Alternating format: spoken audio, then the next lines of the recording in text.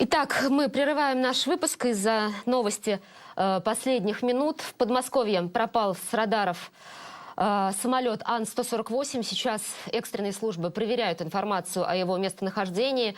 Пропал он над Раменским районом. Известно, что лайнер вылетел из Домодедово. Это борт саратовских авиалиний. Он выполнял рейс в Орск. На борту, по предварительным данным, находился 71 человек, 65 пассажиров и 6 членов экипажа. Мы следим за поступающей информацией и обязательно еще вернемся к этой теме.